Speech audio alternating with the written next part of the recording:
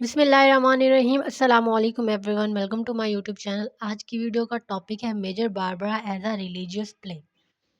Major Barbara play का ये एक इम्पॉर्टेंट क्वेश्चन है और अक्सर एग्जाम्स में भी पूछा जाता है। और आज की वीडियो में हम इस टॉपिक को थॉरोली डिस्कस करेंगे और ये देखेंगे कि मेजर बारबरा एक रिलीजियस प्ले है या नहीं। इस टॉपिक के नोट्स आपको वीडियो के डिस्क्रिप्शन बॉक्स में एक पीडीएफ लिंक की सूरत में मिल जाएंगे। और मेजर बारबरा प्ले से रिलेटेड बहुत से क्वेश्चंस की वीडियोस मैं पहले बना चुकी हूँ, जो कि आपको मेरे चैनल के अंदर ही मिल जाएंगी। और उन प्लेस की जो नोट्स हैं, उन क्वेश्चन के जो नोट्स हैं, वो आपको उस वीडियो के डिस्क्रिप्शन बॉक्स में एक पीडीएफ लिंक की सूरत में मिल जाएंगे। तो शुरू करते हैं आज की हमारी video. Major Barbara as a religious play. सबसे पहली जो हेडिंग है जिसको हम डिस्कस करेंगे इस क्वेश्चन के अंदर, वो है दी प्ले इट्स रिलीजियस ग्रेटनेस। लेकिन उससे पहले मैं आपको बता दूं कि एक कम्प्रिहेंसिव क्वेश्चन जो कि पूछा जाता है एग्जाम्स में 12 मार्क्स का होता है या 20 मार्क्स का होता है। तो मेरे इस चैनल के अंदर जितने भी प्लेस की, अनाउंस की, क्वेश्चन की जो मैं वीडियोस बनाती हूँ, वो क्वेश्चन एक कम्प्रिहेंसिव क्वेश्चन होते हैं। उनको आप इजीली एज इट इज़ अगर एग्जाम्स में लिख देंगे तो आपको 12 में से 10 मार्क्स तो मिल ही जाएंगे। और एक कम्प्रिहेंसिव क्वेश्चन का आंसर देने के लिए सबसे पहले आपको लिखना पड़ता है। जैसे फॉर एग्जांपल मेजर बारबरा है, ये एक प्ले है, तो इसका एक क्वेश्चन आ गया है Major Barbara the religious play. तो इसको एक कम्प्रिहेंसिव इसका आंसर बनाने के लिए सबसे पहले हम बताएंगे कि मेजर बारबरा जो है ये क्या है। मेजर बारबरा एक प्ले है जो कि इस डेट को लिखा गया था और इस डेट को पब्लिश हुआ, और इसको लिखा था जॉर्ज बर्नार्ड शॉ ने। और जॉर्ज बर्नार्ड शॉ का थोड़ा-सा इंट्रोडक्शन दिया जाएगा और उसके बाद आप जो क्वेश्चन है टू द पॉइंट उस क्वेश्चन के आंसर पे आएँगे, जैसे Major Barbara as a religious play. तो ये जो वीडियो है इस क्वेश्चन की, ये मैं स्टार्ट कर रही हूँ इस क्वेश्चन के आंसर से। लेकिन अगर आप इसको एक कम्प्रिहेंसिव आंसर बनाना चाहते हैं तो उसमें सबसे पहले आपको जीबी शॉ को इंट्रोडक्शन देना पड़ेगा और उसके बाद मेजर बारबरा का, कि मेजर बारबरा एक प्ले है, इस डेट को लिखा गया था, इस डेट को पब्लिश, और इसके अंदर क्या-क्या चीज़ जो है वो मेजर थीम्स क्या हैं, मेजर कॉन्सेप्ट्स क्या हैं, या मेजर इसकी जो स्टोरी लाइन है थोड़ी-सी वो देनी पड़ेगी। तब जाके आपका जो ये आंसर है ये कम्प्रिहेंसिव होगा और एक अच्छा लॉन्ग क्वेश्चन बन जाएगा। तो बात करते हैं Major Barbara as a religious play की। तो ये जो प्ले है मेजर बारबरा, ये रिलीजियस पॉइंट ऑफ व्यू से एक ग्रेट प्ले है। मेजर बारबरा एक ग्रेट रिलीजियस प्ले है। जब ये प्ले लिखा गया था और जब ये प्ले पब्लिश किया गया था, तो उस वक़्त जीबी शॉ को इरिलीजियस और ब्लास्फेमस कहा जाता था। ब्लास्फेमस यानी कि वो बंदा जो कि रिलीजियस बिलीफ्स को रिस्पेक्ट नहीं करता। अब इस प्ले के अंदर जो क्रिश्चियनिटी है, क्रिश्चियन जो बिलीफ्स हैं, जो सैल्वेशन आर्मी है, उसको क्रिटिसाइज़ किया गया है। सिर्फ रिलीजियस पॉइंट ऑफ व्यू से क्रिटिसाइज़ नहीं किया गया, बल्कि जो उसकी एक्टिविटीज़ हैं उनको क्रिटिसाइज़ किया गया है कि रिलीजियस ऑर्गेनाइजेशंस जैसे कि सैल्वेशन आर्मी है, उसको भी अपनी एक्टिविटीज़ को फ्लो करने के लिए, चलाने के लिए, जो एंड्रू अंडरशाफ्ट और बोडगर जैसे करप्ट और इलीगल इंडस्ट्रियलिस्ट्स होते हैं, उनकी जो डोनेशंस हैं वो लेनी पड़ती हैं। तो जब जीबी शॉ ने डायरेक्ट सैटायर किया, डायरेक्टली क्रिटिसाइज़ किया सैल्वेशन आर्मी को, तो बहुत से क्रिटिक्स उठ खड़े हुए कि भी जीबी शॉ जो है ये ब्लास्फेमस है, ये इरिलीजियस है, इसको तमीज़ ही नहीं है कि रिलीजियस बिलीफ्स के साथ किस तरह से डील करना है, और रिलीजन को जो है वो रिस्पेक्ट करना इसको नहीं आता है। तो इस तरह से जीबी शॉ को बहुत ज़्यादा क्रिटिसाइज़ किया गया। लेकिन with the passage of time, जैसे टाइम गुज़रता गया, इस प्ले की जो रिलीजियस ग्रेटनेस है वो हर किसी ने एडमायर की, हर किसी को समझ आई कि ये जो प्ले है ये रिलीजियस तौर पे बहुत ही ग्रेट प्ले है। इसके अंदर ना सिर्फ क्रिश्चियनिटी को या रिलीजियस बिलीफ्स को क्रिटिसाइज़ किया गया है, बल्कि उनकी वेलफेयर, उनकी फलाह का भी इसके अंदर रेमेडी दी गई है। और ये भी बताया गया है कि ये जो इविल्स हैं सोसाइटी के अंदर, उनको किस तरह से एलिमिनेट किया जाना चाहिए। ना सिर्फ प्रॉब्लम्स बताई गई हैं, बल्कि प्रॉब्लम के सॉल्यूशंस भी बताए गए हैं इस प्ले के अंदर जीबी शॉ की तरफ से। हर किसी ने जो स्पिरिचुअल ब्यूटी है मेजर बारबरा प्ले की, उसको एप्रिशिएट किया। और और हर किसी ने मेजर बारबरा के कैरेक्टर को एडमायर किया, जो कि एक सैल्वेशनिस्ट है और एक इम्पॉर्टेंट वर्कर है सल्वेशन आर्मी का। और हर किसी ने मेजर बारबरा के कैरेक्टर को रिस्पेक्ट दी। तो अकॉर्डिंग टू ओलिवर लॉज, उसने कहा those who accuse Shaw of blasphemy don't know what blasphemy really means. तो अब यहाँ पे जीबी शॉ के सपोर्ट में ओलिवर लॉज ने कहा है कि जो लोग जीबी शॉ को क्रिटिसाइज़ करते हैं कि वो एक ब्लास्फेमस है, जो कि रिलीजियस बिलीफ्स को बिल्कुल भी रिस्पेक्ट नहीं करता, उनको खुद भी पता नहीं है कि ब्लास्फेमी का रियल मीनिंग क्या है। तो यहाँ पे फर्स्ट पॉइंट एंड होता है, या इसको आप इंट्रोडक्शन के तौर पर भी ले सकते हैं, लेकिन मैंने यहाँ पे इसकी जो हेडिंग है वो the play it's religious greatness के तौर पर दी है। तो आप सबसे पहले इसको इंट्रोडक्शन की भी हेडिंग दे सकते हैं। नेक्स्ट है द सल्वेशन आर्मी इट्स एग्जूबिरेंस। एग्जूबिरेंस होता है एंथुसियाज्म। सल्वेशन आर्मी की जो एक्टिविटीज़ हैं वो फुल एंथुसियास्टिक वे में पूरे जोश और जज्बे के साथ जो उसके वर्कर्स हैं वो प्ले करते हैं, जैसे कि मेजर बारबरा। अब in Major Barbara GB Shaw shed light on Christian believes. Major Barbara play के अंदर जीबी शॉ ने जो मेन फोकस किया है वो क्रिश्चियन बिलीव्स के ऊपर डाला है, लोगों को क्रिश्चियन बिलीव्स, क्रिश्चियन एक्टिविटीज से रोशनास कराया है। और सैल्वेशन आर्मी की जो डे टू डे वर्किंग्स हैं उनको रिप्रेजेंट किया है अपने इस प्ले मेजर बारबरा के अंदर, और उसकी जो डिफरेंट कैरेक्टरिस्टिक्स हैं उनको भी हाईलाइट किया है जीबी शॉ ने। और जो डिफरेंट कैरेक्टर्स हैं वो भी डिफरेंट एस्पेक्ट्स ऑफ क्रिश्चियनिटी को डिस्प्ले करते हुए नज़र आ रहे हैं, जैसे अर्नेस्टनेस और ecstasy through Major Barbara. Major Barbara एक बहुत ही डिटर्मिन्ड और बहुत ही एंथुसियास्टिक वर्कर है, जो कि सैल्वेशन आर्मी की एक्टिविटीज़ में बहुत ही जोश व जज्बे के साथ पार्टिसिपेट करती है और पूरी ऑनेस्टी के साथ जो सैल्वेशन आर्मी के वर्क्स हैं उनको पूरा करने की कोशिश करती है। मेजर बारबरा के ज़रिए अर्नेस्टनेस और एक्सटेसी हमें देखने को मिलती है, और इनोसेंस और करेज जो है क्रिश्चियन बिलीफ की वो जेनी हिल की तरफ से देखने को मिलती है। और जो सैल्वेशन आर्मी की जो क्रिश्चियनिटी है उसके जो प्रैक्टिकल गुड सेंस है वो हमें मिसिस बेन्स के थ्रू नज़र आती है। मिसिस बेन्स जो है वो एक बहुत ही काइंड और गुड नेचर की एक लेडी है जो कि सैल्वेशन आर्मी में काम करती हैं। सैल्वेशन आर्मी के जो डोनेशंस जो सैल्वेशन आर्मी को दी जाती है उनको एक्सेप्ट करती है। रिलीजन और जो रिलीजियस पीपल हैं वो डल और चेयरलेस कंसीडर किए जाते थे।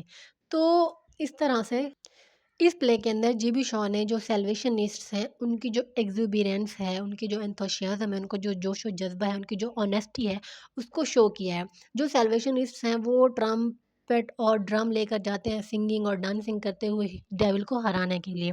यानी कि जो सैल्वेशनिस्ट्स हैं वो अपना काम पूरी ईमानदारी से और जोश व जज्बे के साथ और खुशी के साथ करते हैं। तो इस तरह से इस प्ले के अंदर जो जीबी शॉ है उन्होंने रिलीजियस जो बिलीव्स हैं उनको एक यूनिक वे में प्रेजेंट किया है। उनकी जो स्पिरिचुअल इंटॉक्सिकेशन और उनकी जो इंस्पिरेशन है सैल्वेशनिस्ट की उनको रिप्रेजेंट किया है। अब जो थर्ड पॉइंट है वो है exposure of religious hypocrisy and shams. JB Shaw जो है वो अंडरशाफ्ट के थ्रू अपने जो ओपिनियंस हैं, रिलीजियस बिलीव्स हैं उनको वो रिप्रेजेंट कर रहे हैं इस प्ले के अंदर, और रियलिस्टिक वे में सोसाइटी की हर जो ईविल है या सोसाइटी के जो एस्पेक्ट्स हैं उनको डिस्क्राइब किया है जीबी शॉ ने। और जो रिलीजियस बिलीफ्स के अंदर हिपोक्रेसी होती है, जो एक करप्ट साइड होती है रिलीजन की, ऑर्थोडॉक्स रिलीजन को जो कि कैरेक्टराइज करती है उसको रिप्रेजेंट किया है। तो इस तरह से जो कन्वर्जन्स होती हैं क्रिश्चियन बिलीफ्स के अंदर, क्रिश्चियन रिलीजन के अंदर जो कन्वर्जन्स होती है उनकी जो खोखलापन है, उनकी जो हॉलोनेस है उसको रिप्रेजेंट किया है कि किस तरह से जो कन्वर्जन्स होती है, जो कन्फेशंस होती हैं वो उस वक़्त तो लोगों को रिलीफ़ दे देती हैं कि हाँ भई, उन्होंने अपने गुनाहों का जो है अज़ाला कर लिया, उनको माफ़ी मिल गई। लेकिन वो एक तरह से एक लाइसेंस ले लेते हैं कि वो अपने एक गुनाह की माफ़ी जो है वो ले चुके हैं और वो दूसरा गुनाह ईज़िली कर सकते हैं। तो ये जो चीज़ है ये और ज़्यादा सोसाइटी के अंदर इविल्स को प्रोड्यूस करने में अहम किरदार अदा करती है। अब जैसे जो लोग हैं स्नोबी प्राइस जैसे वो कन्फेस करते हैं और कन्वर्टेड भी हैं। ना सिर्फ इसलिए कि वो सिनर्स हैं या उन्होंने गुनाह किए हैं, बल्कि स्नोबी प्राइस जैसे लोग रिलीजन का फ़ायदा उठाते हैं क्योंकि उनको अपना पेट भरना होता है और रहने के लिए जगह चाहिए होती है। स्नोबी प्राइस जो है वो अपनी मदर को पीटता है डेली बेसिस पे, और वो जब उसके पास रहने के लिए कोई छत नहीं होती और खाने के लिए कुछ नहीं होता तो वो सैल्वेशन आर्मी की तरफ चला जाता है और वो ये शो करता है कि वो कन्वर्ट होना चाहता है, वो कन्फेशन करना चाहता है, वो अपने गुनाहों की माफ़ी माँगना चाहता है। लेकिन असल में वो सिर्फ़ और सिर्फ़ वहाँ पे जो प्रोवाइड की जाती है सहूलियत उनका फ़ायदा उठाने के लिए जाता है। नेक्स्ट है true conversion a difficult task. अब जो ट्रू कन्वर्जन होती है किसी भी इंसान को ट्रूली कन्वर्ट करना रिलीजन की तरफ, और उसको जो उसकी दुनियावी चीज़ें हैं, जो मटेरियलिस्टिक वर्ल्ड है उससे दूर करना एक डिफ़िकल्ट टास्क समझा जाता है जीबी शॉ के अकॉर्डिंग। और जीवी शॉ ने कहा है कि ये बहुत ही ईज़ी और चीप तरीका है, चीप काम है उन लोगों को कन्वर्ट करने का, रिलीजन की तरफ बुलाने का, जो कि स्टार्विंग पीपल हैं, जो कि भूखे हैं, यानी कि जिनकी बेसिक नीड्स ही पूरी नहीं होती है। For example snobby price. तो ये जो चीज़ है, ये बहुत ज़्यादा डिफ़िकल्ट तब है जब आप वेल फेड, वेल क्लोथ्ड और वेल हाउस्ड पीपल को, यानी कि वो लोग जिनकी बेसिक नीड्स भी पूरी हैं और जिनके पास सब कुछ है, खाना है, रहने के लिए छत है और पहनने के लिए अच्छे कपड़े हैं, उनको आप कन्वर्ट नहीं कर सकते, उनको आप रिलीजन की तरफ नहीं बुला सकते। अगर आप में वाक़ई कोई पावर है, तो ऐसे लोगों को रिलीजन की तरफ कन्वर्ट करके दिखाना चाहिए। और जो वेल ड्रेस्ड और वेल हाउस्ड पीपल हैं, उनको ईज़िली ब्राइब नहीं किया जा सकता, उनको ईज़िली कन्वर्ट नहीं किया जा सकता। तो एंड्रयू अंडरशॉफ्ट जो है वो चैलेंज करता है बार्बरा को, it is cheap work converting starving man with a Bible in one hand and a slice of bread in the other. Try your hand on my man, their souls are hungry because their bodies are full. अब यहाँ पे play के अंदर जो Andrew अंडरशॉफ्ट है वो अपनी बेटी बार्बरा को चैलेंज करता है कि तुम्हारे लिए तो ये बहुत आसान काम है कि तुम एक हाथ में बाइबल पकड़ो और दूसरे हाथ में रोटी का टुकड़ा पकड़ो और लोगों जो भूखे हैं, जो स्टार्विंग पीपल हैं, जो वो लोग जिनकी बेसिक नीड्स ही पूरी नहीं है, उनको तुम जो है वो रिलीजन की तरफ कन्वर्ट करो। अपना ये जो काम है तुम मेरे लोगों पर आज़माओ। एंड्रयू अंडरशाफ्ट ने एक मॉडल टाउन बना रखा है, उसमें उसकी वेपन फैक्ट्री में जो काम करने वाले वर्कर्स हैं, उनको उसने हर चीज़ प्रोवाइड की हुई है। बेसिक नीड्स तमाम जो दुनिया जहान की ज़रूरियात हैं वो पूरी की हुई हैं। तो इस तरह से जो अंडरशाफ्ट है वो मेजर बार्बरा को चैलेंज करता है कि तुम अपनी जो कन्वर्जन की ये जो ड्रामा है, ये तुम मेरे जो आदमी हैं, मेरे जो वर्कर्स हैं, उन पे आज़माओ। उन पे तुम ये जो कन्वर्जन का जो तुम्हारा तरीका है वो आज़माओ, तुम उनको, उनकी जो सोल्स हैं वो हंग्री हैं क्योंकि उनकी बॉडीज़ फुल हैं, क्योंकि वो भूखे नहीं हैं, उनकी बेसिक नीड्स ज़रूरियात पूरी हैं, तो हो सकता है वो तुम्हारी रिलीजियस जो गॉस्पेल है, जो टीचिंग्स हैं वो सुन लें। तो बारबरा जो है वो ये चैलेंज एक्सेप्ट करती है और वो बाद में जो अडोल्फस क्यूजिन्स है उसको कहती है कि that is where salvation is really wanted. My father shall never throw it in my teeth again that my converts were bribed with bread. अब बारबरा जो है वो इस चैलेंज को एक्सेप्ट करती है और वो एडोल्फस क्यूजिन्स को कहती है, जो कि इसका फियांसी है, उसको कहती है कि यहाँ पे जो है ये जो इसके वर्कर्स हैं या वो लोग जो जिनकी बेसिक नीड्स पूरी हैं, उनको अगर हम कन्वर्ट करें तो ये रियल सैल्वेशन है। मेरे फादर को जो है वो दोबारा मुझे कहना नहीं पड़ेगा कि मैं जो है अपने जो कन्वर्ट्स हैं वो ब्राइब ब्रेड के साथ ब्राइब करती हूँ, यानी कि उनको खाने का झांसा दे के खा खा रहने के लिए छत का झांसा दे के मैं उनको ब्राइब करती हूँ। तब मेरा, जब मैं उसके जो वर्कर्स हैं उनको जब कन्वर्ट कर लूँगी तो मेरा फादर जो है, मेरा बाप जो है वो दोबारा मुझे नहीं कहेगा। I have got rid of the bribe of bread, I have got rid of the bribe of heaven. अब ये जो ब्राइब ऑफ ब्रेड और ब्राइब ऑफ हेवन है, ये इस तरह से है कि जो स्टार्विंग पीपल होते हैं उनको ये कहा जाता है कि आप लोग कन्वर्ट हो जाए तो फिर ये जो ब्रेड है ये आपकी होगी, और अगर आप कन्वर्ट हो जाएंगे तो जो हेवन है वो आपका वेट कर रही होगी in the life hair after. तो इस तरह की जो ब्राइब्स हैं ये उन स्टार्विंग पीपल को दी जाती थी उन टीचिंग्स के अंदर, जिससे वो कन्वर्ट होने के लिए मान जाते थे। Let God's work be done for its own sake. अब बारबरा कहती है कि जो गॉड का काम है वो हमें गॉड के लिए ही करना चाहिए। The work he had to create us to do because it can not be done except by living man and woman. और वो कहती है कि जो काम उसने हमें पैदा किया है करने के लिए, जो कि मैन और वुमेन के अलावा और कोई नहीं कर सकता। अब यहाँ पे जो true conversion a difficult task की हेडिंग है और पॉइंट है वो ख़त्म होता है इस कंक्लूजन पर कि जो ट्रू कन्वर्जन है वो डिफ़िकल्ट है। आप स्टार्विंग पीपल को तो ईज़िली कन्वर्ट कर सकते हैं, लेकिन जो वेल फेड और वेल क्लोथ्ड और जो अच्छे खाते-पीते लोग होते हैं उनको आप रिलीजियस टीचिंग के साथ नहीं बहला सकते। अगर आप उनको कन्वर्ट कर लेते हैं, कन्फेशंस उनसे करा लेते हैं, तब जाके आपका जो रिलीजियस कन्वर्जन का जो एक मेथड है वो सही मायने में पूरा होता है। अब यहाँ पे नेक्स्ट हेडिंग है Major Barbara's return to colours, और इसको हम जीबी शॉज मैसेज की हेडिंग से भी तब्दील कर सकते हैं। GB Shaw's message in this play is that let God's work be done for its own sake, the work he had to create us to do because it can not be done except by living man and women. अब यहाँ पे जो GB Shaw का message है वो ये है कि जो गॉड ने काम दिया है ह्यूमन बीइंग्स को करने के लिए, उसको गॉड के लिए ही करना चाहिए, ना कि ब्राइब ऑफ ब्रेड और ब्राइब ऑफ हेवन की लालचें देकर किया जाना चाहिए। यानी कि वो लोग जो स्टार्विंग नहीं है, जिनकी बेसिक नीड्स पूरी हैं, उनको आप रिलीजियस टीचिंग्स दें और वो इजीली जो है वो इस बात को समझेंगे, कंप्रीहेंड करेंगे कि हम जो है गॉड के लिए कन्फेशंस कर रहे हैं, गॉड के लिए कन्वर्ट हो रहे हैं, ना कि किसी ब्राइब ऑफ हेवन या ब्राइब ऑफ ब्रेड को देखकर कन्वर्ट हो रहे हैं। However, she realizes his truth only gradually. लेकिन ये जो ट्रूथ है, ये जो चीज़ है, ये बारबरा को आहिस्ता आहिस्ता समझ आती है। मेजर बारबरा जो है वो एक सेंसिबल वुमन है, सेंसिबल लड़की है और डीप रिलीजियस कन्विक्शन रखती है और अपना काम जो है वो ऑनेस्टली और सिंसियरली करती है और फुल डिवोशन के साथ करती है ताकि लोगों की सोल्स को बचाया जा सके। वो जो टेंटेड मनी है बोडगर के ऑनर शाफ्ट की, उसको बिल्कुल भी पसंद नहीं करती, लेकिन वो उस वक्त शौक में आ जाती है जब उसको पता चलता है कि यही मनी है, यही पैसा है एंड्रो शाफ्ट का और बोडगर का, जो कि जिसने बनाया है बारबरा को मेजर बारबरा। और मिसेस बेन्स जो है वो भी एक्सेप्ट करती है एंड्रोनिडा शाफ्ट और बोडगर की इस मनी को, इस टेंटेड मनी को, ताकि जो सैल्वेशन आर्मी की जो ऑर्गेनाइजेशन है उसकी जो वर्किंग है, उसकी जो एक्टिविटीज़ हैं वो चलती रहें और रुके ना।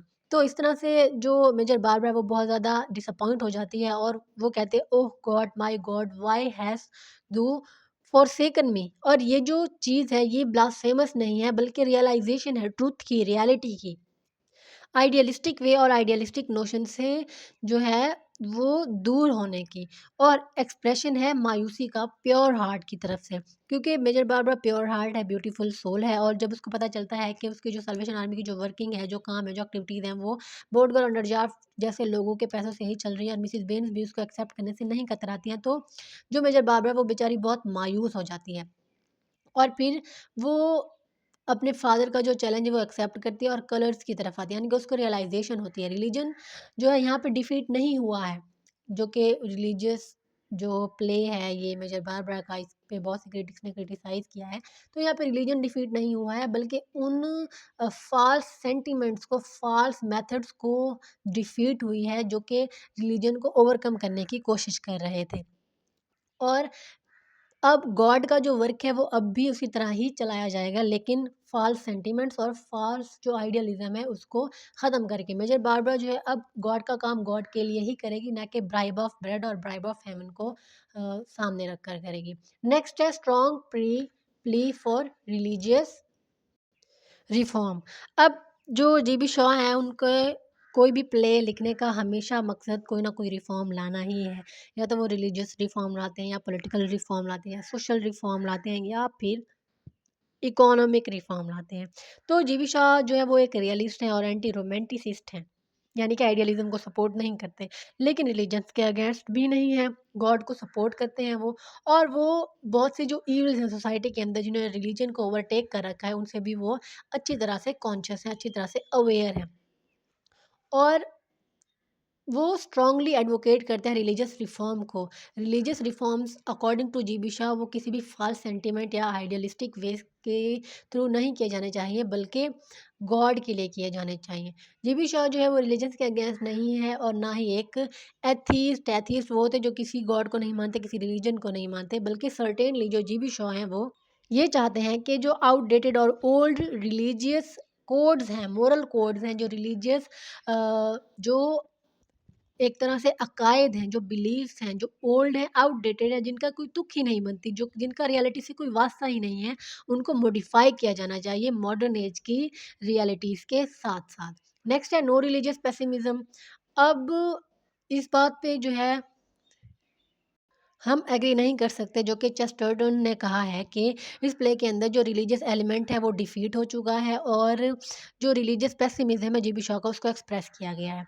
हाउएवर हम इस बात से एग्री कर सकते हैं जो कि बहुत से क्रिटिक्स ने कहा है, एक क्रिटिक ने लिखा है कि I must I must frankly say that Bernard Shaw always seemed to me to use the word God not only without any idea of what it means, but without one moment's thought about what it could possibly mean.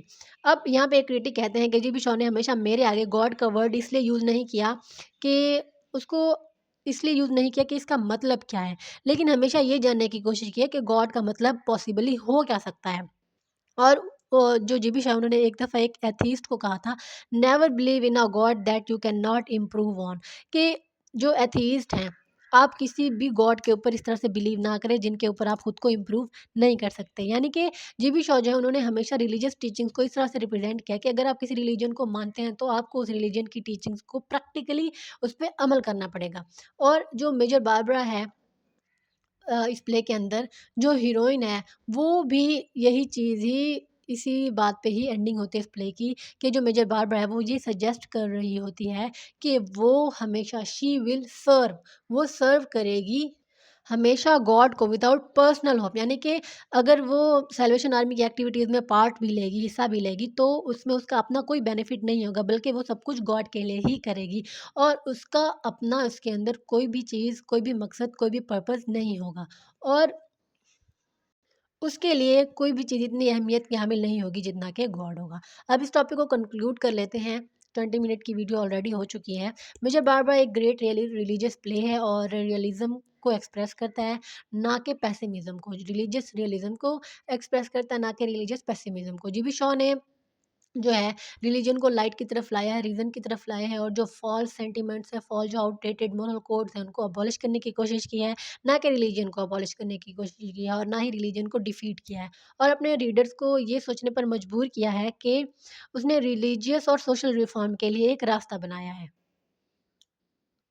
GB Shaw ने इस play के अंदर focus किया है फ़ाल्सहुड, शैम्स, फ़ॉल्सहुड और अफ़ेक्टेशंस, hypocrisy के ऊपर और जो कैपिटलिस्ट जो हैं वो डिपेंड नहीं करते रिलीजन पे बल्कि रिलीजन डिपेंड करता है कैपिटलिस्ट पे। जैसे कि एंड्रोंडो शाफ्ट है और बोर्डगर है और इस तरह के जो फ़ाल्स नोशंस हैं उनको डिफीट करके ही हम एक बेटर रिलीजियस जो रिफ़ॉर्म है वो ला सकते हैं, according to George Bernard Shaw.